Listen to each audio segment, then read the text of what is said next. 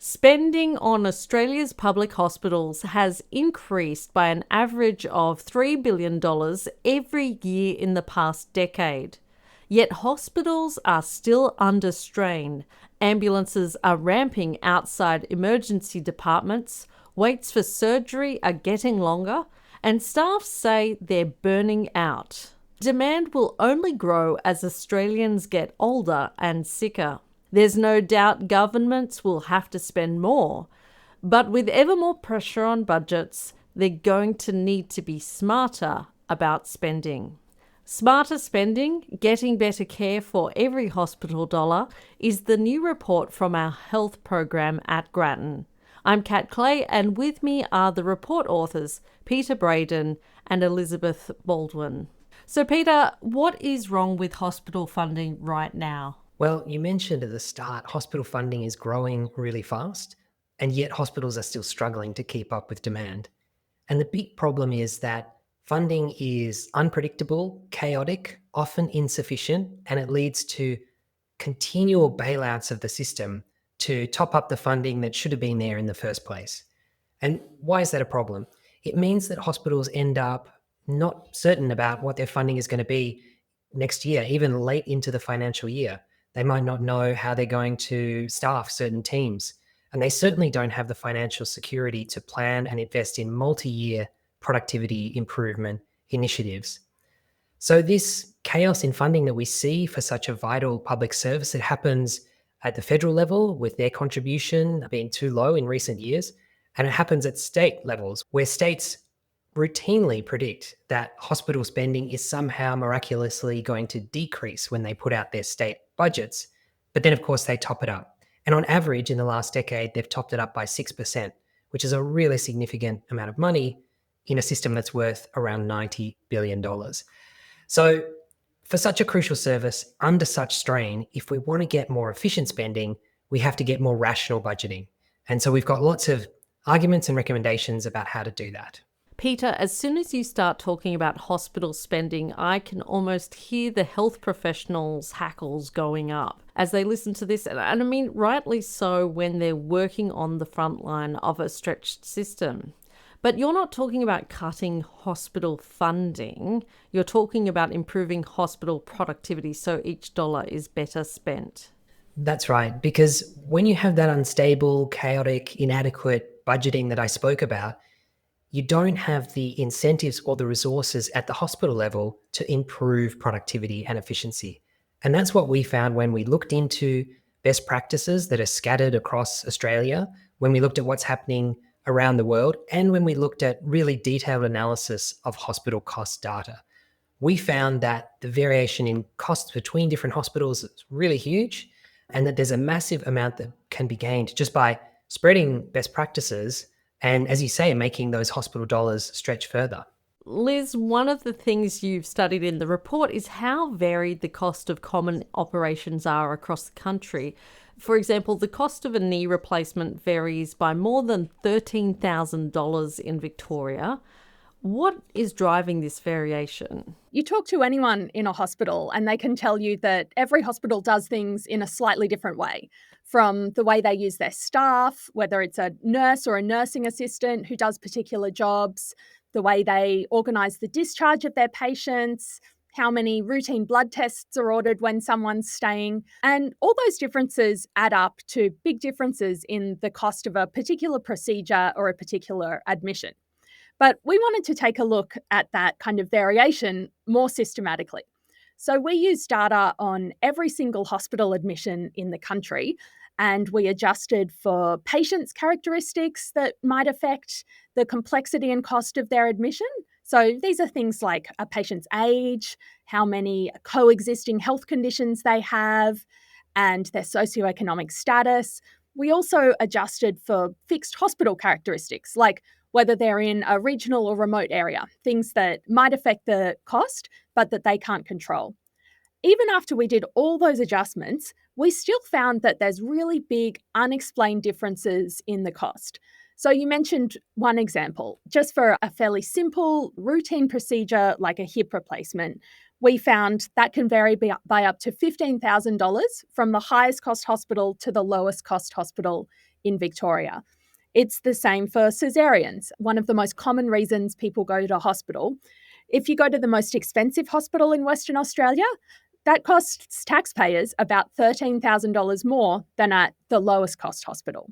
And when we added up all of these differences across all of the admissions in the country, we estimate that there's about $1.2 billion of avoidable costs that could be recouped and reinvested back into more care if the most costly hospitals on the end of that spectrum just caught up to the middle of the pack in their state. Liz, so why does this level of waste persist year after year? And why aren't those better ways of working spreading throughout the hospital system? We were able to actually track how hospitals performed on those cost measures that I mentioned over time. And we found that a high-cost hospital one year tends to stay high cost the next, and a low-cost hospital one year tends to stay low cost the next. So there's clearly kind of something systematic that's happening across those different hospitals. It's not just that some are magically more efficient than others, Kat. We think that it's actually something systematic about the way funding works across the system. So, as Peter mentioned, hospitals are funded by state governments. They get allocated a budget at the start of the year, but that budget is often too low to realistically cover the demand that will come.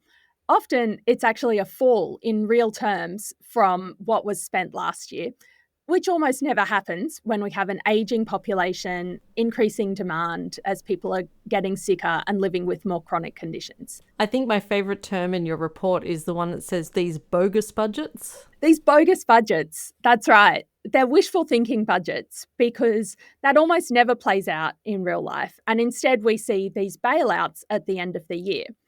But what the effect of this kind of annual roller coaster of finances is, Kat, is that if you're a hospital CEO, a hospital executive, you have a lot of competing priorities. You've got waiting lists to worry about, emergency departments, ambulance ramping, staff satisfaction. You know, a lot of staff were really burnt out and stressed, particularly after COVID. You've got a lot of competing priorities.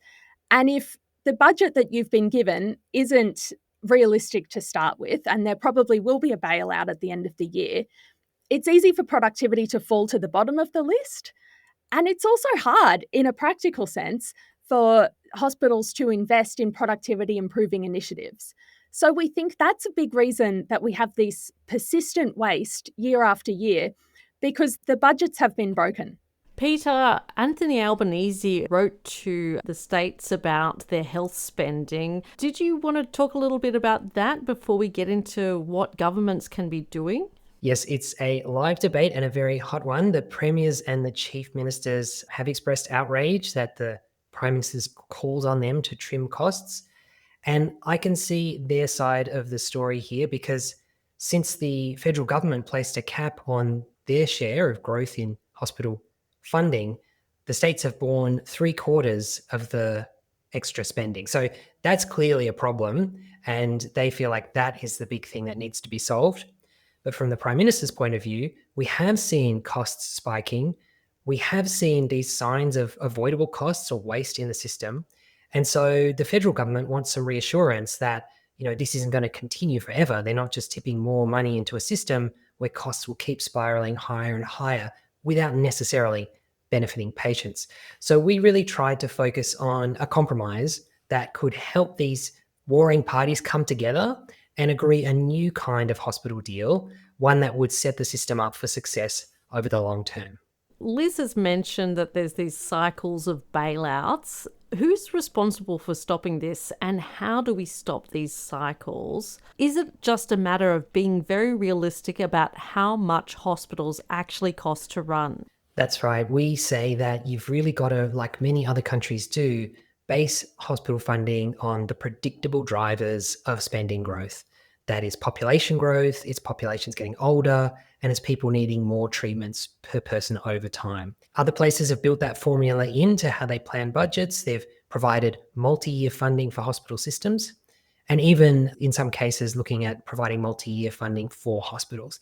That's the kind of certainty, reality, and stability we want to build into hospital financing in Australia. And both levels of government can play their part here. So the Commonwealth government, they can move away from this arbitrary, crude cap that's proved to be too low. And they can have a cap that's based on those predictable factors. Have we got a population growth in a state? How much older and sicker are populations getting in a given state? So let's base the federal government's contribution on those predictable drivers of spending. The same thing can happen with state budgets. Instead of seeing these implausible declines coming through in state budgets year after year, the federal government should also cover the growth in the cost of care, but only up to a point. As long as there is this evidence of inefficiency in the system, they should be allowed to put a deduction on to try and drive more productivity.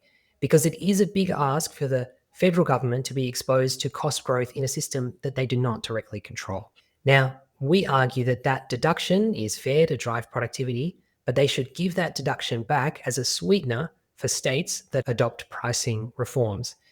There are many other countries that have tighter pricing for hospital care that really focuses on best practice. In some cases, prices that promote discharging people the same day they go in for care when it's safe to do so. Other countries are way ahead of Australia on that. Or they just count the care differently, including more efficient practices to make sure what we pay is actually paying for value. So we would say that governments could agree you'll get a higher Commonwealth contribution if the states adopt new prices that better reflect high value care. Liz, will this actually help, or will we just get trapped in the same old cycles? We think it's a real two-way street here. We need to kind of break out of this toxic cycle that we've been stuck in for the last few years. And so we think that there needs to be a give and take from both sides between the state government and the hospitals, as well as between the federal government and the states. So this is what we think it has to look like. The state government should unlock realistic budgets that are based on those real demand drivers, but then that's accompanied by really clear expectations and clear performance frameworks for the hospitals to make sure that we're getting great value for those extra dollars. So for hospitals that do really well, that are well managed, manage to run a surplus even by doing some of those efficiency measures that we were talking about, they should be able to keep that surplus and reinvest it in more care and new initiatives. That'll provide a really strong incentive for doing well, which at the moment is kind of lacking, at least in the formal performance measures often. And we also think that hospitals that demonstrate great performance year after year, really strong financial management, should be able to get 3-year budgets.